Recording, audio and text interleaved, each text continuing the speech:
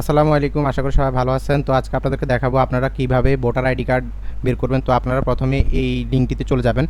তারপর এখানে এরকম একটা অপশন পাবেন। তারপর এখানে রেজিস্টারে ক্লিক করার পরে এখানে জাতীয় পরিচয়পত্র নম্বর বা ফর্ম নম্বর এখানে NIDFN এটা কিন্তু দিতেই হবে। এটা দেওয়ার পরে কিন্তু আপনাদের যে ফর্ম নম্বর আছে ওটা দিলে কিন্তু আপনাদের আইডি কার্ড বের হবে। তারপর আপনার জন্ম তারিখ ঠিকমতো দিবেন। তারপর একটা ক্যাপচা আছে, এই ক্যাপচাটি সুন্দর করে নিচে দিয়ে দিবেন।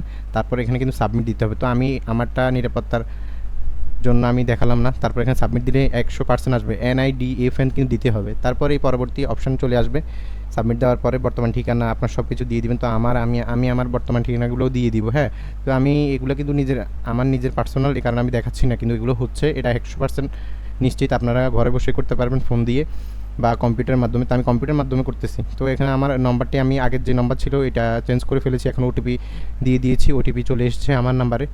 তারপর এখান থেকে একটা কিউআর কোড স্ক্যান করতে হবে। এটা মোবাইলে এই NID ওয়ালেট এই অ্যাপটি কিন্তু আপনার মোবাইলে ডাউনলোড করে নিতে হবে। তারপর ডাউনলোড করে নেওয়ার পরে আপনি এখান থেকে স্ক্যান করে নেবেন। স্ক্যান করার পরে ওই অ্যাপে আপনি ক্লিক করা ওপেন করার পরে কিন্তু একটা কিউআর অপশন চলে আসবে আপনি স্ক্যান করার জন্য। হ্যাঁ, তো আমি আপনাদের দেখাচ্ছি কোন অ্যাপটি আপনারা প্লে স্টোর থেকে ডাউনলোড করবেন। এখানে দেখবেন আপনারা এই অপশানটি কিন্তু অবশ্যই আপনারা এই অ্যাপটি ডাউনলোড করবেন। তারপর এখান থেকে আমি আমার সব কিছু দিয়ে দিয়েছি। অ্যাপটিতে আপনারা যেভাবে বলবে, ছবি কিভাবে উঠাতে বলবে, ডানে বামে চোখের পলক ফেলতে বলবে, এগুলো অনুযায়ী আপনারা দিয়ে দিবেন। তারপর এগুলো সাবমিট করে দেওয়ার পরে কিন্তু আপনাদের সকল ইনফরমেশন চলে আসবে। তারপর একদম নিচে চলে গেলেই কিন্তু আপনারা যে পরবর্তী যে অপশনটা আসবে আর কি, তো ওটা কিন্তু ডাউনলোড দিলেই কিন্তু আপনাদের NIDটা কিন্তু ডাউনলোড হয়ে যাবে 100% নিশ্চিত। আমার নিয়মে কাজ করে দেখেন। আমার ভিডিওটি যদি আপনাদের ভালো লাগে তাহলে অবশ্যই লাইক সাবস্ক্রাইব অবশ্যই করে দিবেন। আসসালামু আলাইকুম।